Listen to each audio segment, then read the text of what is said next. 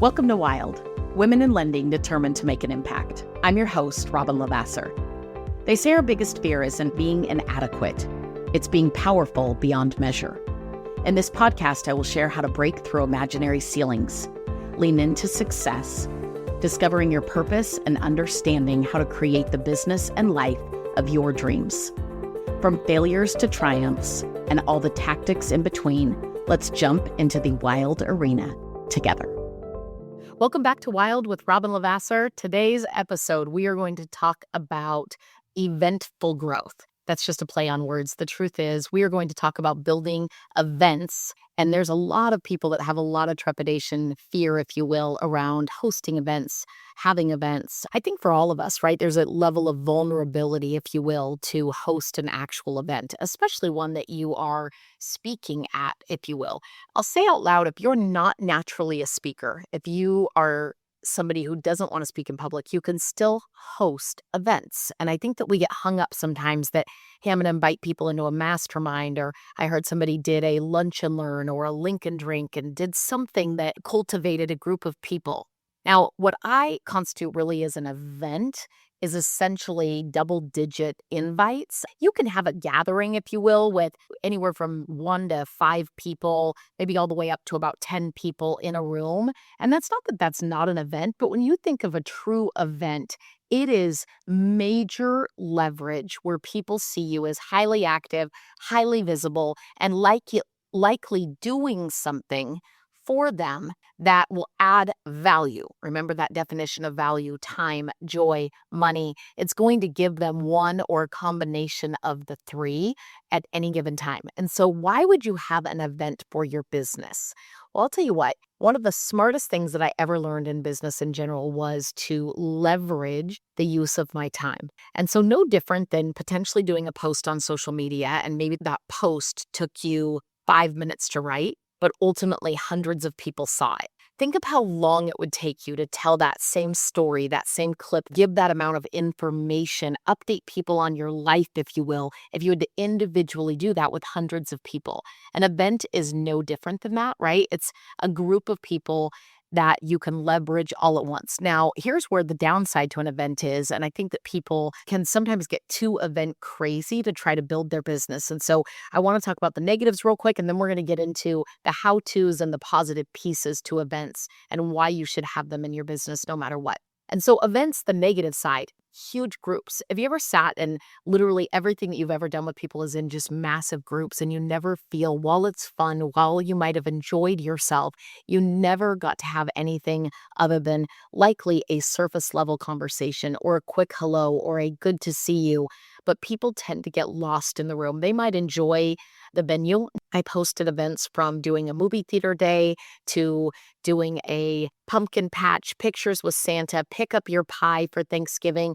There's so many events, masterminds, teaching on time management, all sorts of things. I could name countless over the years that I've had, some with what I would deem as greater success than others. But at the end of the day, to say that I had in-depth, true contact and connection with somebody, that's not the case with an event. It's about a leverage time for at least you to get a couple face-to-faces that maybe were a little more intimate, but overall, it's seeing people enjoy and remember and hand out your name. I love the movie theater event because they'll bring people. You can do past clients, you can do referral partners.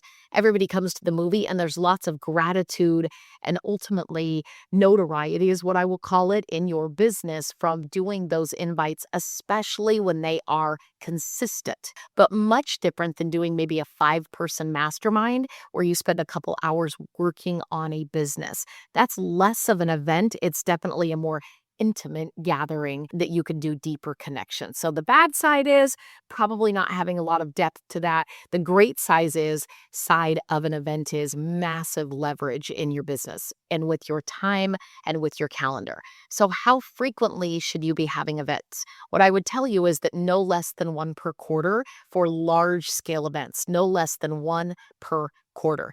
Now, again, I think we think large scale event, that must mean that it costs a lot of money. No, I wouldn't say that they always cost a lot of money. You could do a movie theater, skating rink. You could do a lot of different things for a lot less money than you probably give it credit for when you think about the amount of people that can come into it versus the time and energy and effort that you have to put in, because those are very set it and forget it. When you're doing a smaller event like a lunch and learn or some sort of mastermind, I would say the more frequent the better, meaning at least once a month. But those are much different than large scale events. Client appreciation for sure should be at least once a year. I'm a large fan of at least twice a year, and then referral partner events at least once a quarter at a minimum. So 3 times, 4 times a year in that space. You can do those smaller events in between.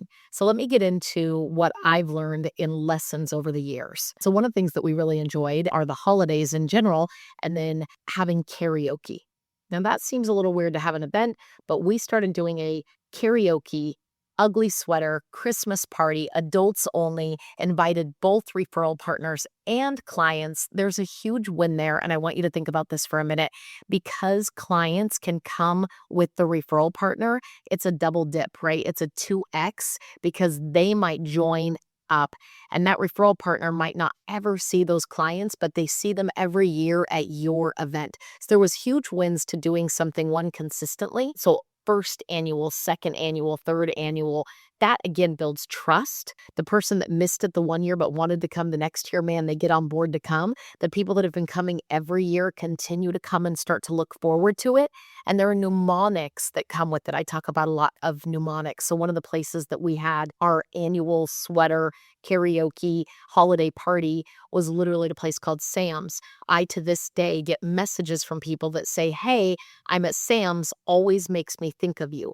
Why is that? Because we hosted that party every single year at Sam's. So really big wins there. Where did I go wrong with the events? So I want to talk about a couple steps when it comes to events. One of the things that we did was we relied too heavily on the CRM and less heavily on ourselves galvanizing the event, meaning that it's very easy to send something out on a CRM that says you're invited.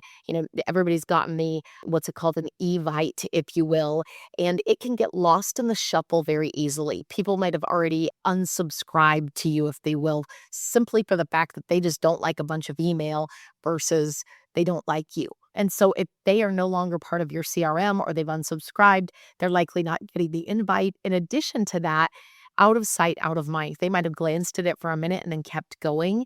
And all of a sudden, the event's a month away. They didn't potentially put it on their calendar. There isn't a hold, if you will, in their space for them to come. And so I spent years using CRM and a little bit of word of mouth if I was face to face with people, but I didn't take the invite to another level. And so, how committed? Why did weddings start doing save the dates? Well, they started doing save the dates to get on people's calendars sooner, to put themselves on the radar sooner, to make sure that people knew, hey, this is coming and we'd love for you to make space for it. Save the dates are a great idea when you're doing a large event. So client appreciation, save the date, right? Huge, huge, huge win. In addition to that, it always gives you a reason to call.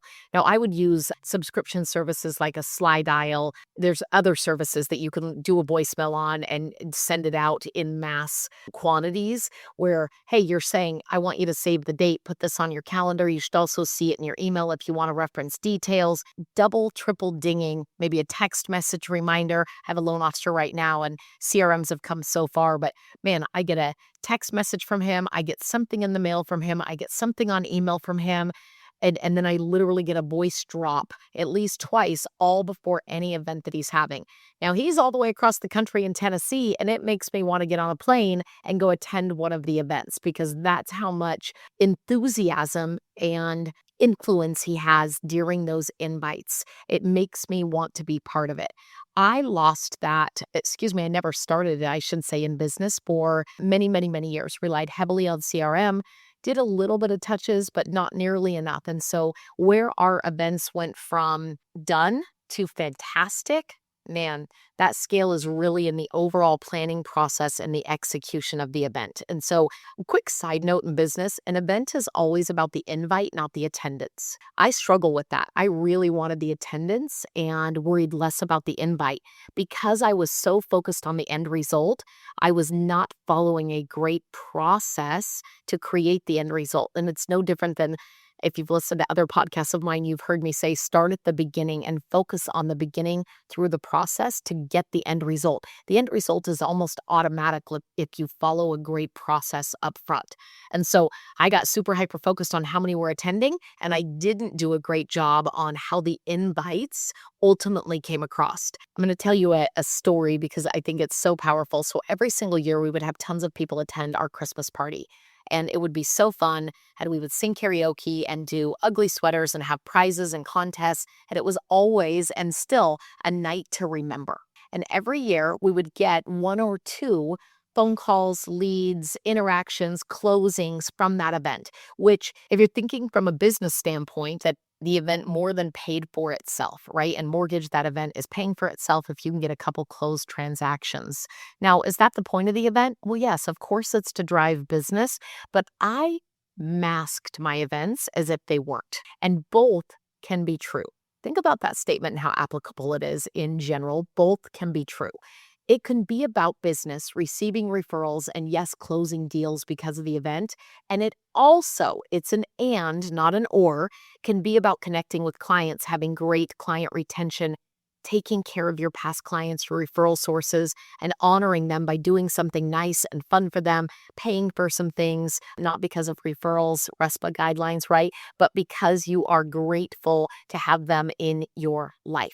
I love that piece to it. Both can be true, and I made the mistake of simply trying to do the latter, meaning that is all I want to show gratitude, I want to get everybody together, I want to spend time, but I lost the business aspect to an event, and that was a huge miss. And so when I learned the lesson, I'll tell you a quick story. I had a realtor of mine, and we were taught in the same coaching company, and that coaching company literally showed us verbatim, in fact, it put an example on at all the events they hosted that we went to on how to essentially not only do an event, but do an event with both the time and the outcome of money, right? So a combination of both.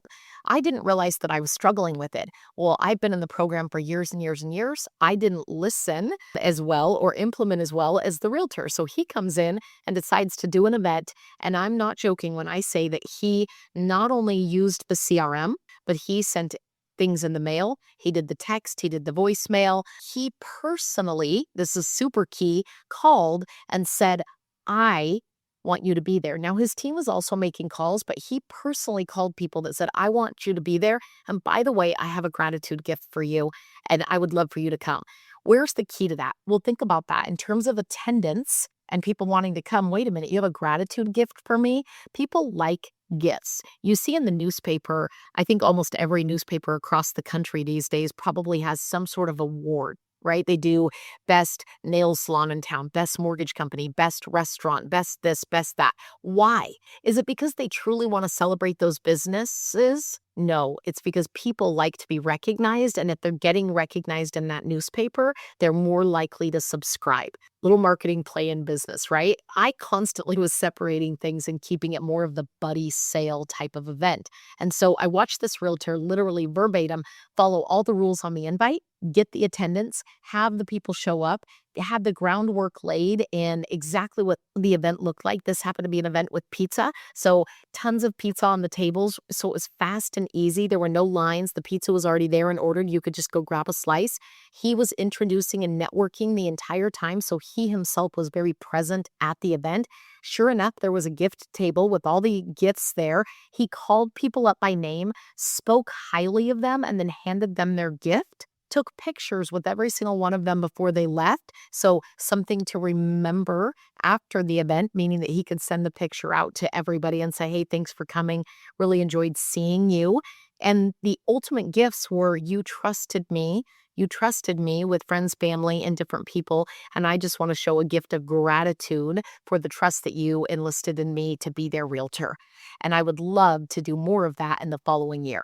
Well, I'll tell you what, he came home from that event. The most powerful piece was he came home from that very first event. And I want to say that he had somewhere around 56 referrals in his hand, 56 warm leads in his hand from a 2-hour pizza party. And I'll never forget him calling, and I think he ended up with 13 closed transactions from one Wednesday night pizza party. And here I've been hosting events for years and years and years and years, and literally maybe gotten 1 or 2 leads that turned into 1 or 2 closings. And not that that is a bad thing, that I wasn't grateful for it, but let's be honest, when you are leveraging an event, how do we have eventful growth? I would tell you to follow the process. So you always want to honor people that are there and essentially reward behavior that you're hoping everyone else will want to be part of. Reward the behavior you're hoping everybody else will want to be part of. So if you're rewarding the behavior of, hey, I'm so grateful that you are giving my name out and that you've become a trusted referral source for me, man, if you're honoring that with a gift when you're putting it on display, then people say, hey, I could refer my friends and family to you, right? I could bring, not for the gift, but because you are the realtor, but because of the great realtor that you are and the gratitude, right? If that was lending, hey, the great lender that you are and the gratitude that you show to people that refer you business. There's a huge win there. And so he intentionally asked for, I'd love to see more referrals. Do you have anybody right now that could use my services next year? This event was in November. He said, I need to build my next year's buyers and sellers list. Do you have anybody that needs a realtor next year? And if so, are you willing to give me their name? And then I will contact you before I contact them so that I can reach out. That's how we ended up with 56 referrals. I can tell you every event I've ever done, from skating rinks to movie theaters to Easter egg hunts, you name it, even with 100 people or 30 people, it doesn't matter. 1 or 2 referrals. And the biggest key was I simply wasn't asking or making it an intention of the event for fear of coming across salesy versus love of coming across as wanting to serve more people just like them. And so do yourself a favor and make sure at every event you have a way that you are going to capture future business, that you are going to ask for referrals, you are going to ask for leads, and be okay with sitting there for a minute while people think and then give you names of people that can help with the business. We ended up hosting a movie. We did the movie Frozen 2 when it came out. The whole team and I dressed up as all the characters, and everybody that came in, I made a contest with my team and they walked around and asked people for names, and we set a goal with a reward bonus if everybody could get referrals. And so we went out there and asked every single person, and I will tell you what, we had so much fun at that event, and we left there with 36 warm leads that turned into, and this is no joke, 14 closings. 36 warm leads that turned into 14 closings within a few months of that event. Those loans all closed. Now, the events were still wonderful either way, but eventful growth is having more of a process while mixing both honoring and gratitude and time together with money, right? Time, joy, money, giving them joy, hopefully a good time, good use of their time. And then you are also receiving hopefully future business that you can help with. And so make sure that when you are doing an event in general, you're following a checklist. I can share mine if you need it. You can always hit me up via email. In addition to that, you are asking for referrals and giving extreme gratitude for everybody being there, that your events are something that people can count on. There's consistency and energy around them, and that you personally are involved and engaged in people coming because it's an event that ultimately helps connect them to you, your team, your business. And so being the one who actually is willing to reach out, even if it's that slide dial voicemail, will make a huge difference in their attendance, and then showing gratitude after they've been there, thanking them for coming and letting them know when the next time that you will get to see each other at an event of yours. If this podcast was helpful, please share it. We'll see you soon.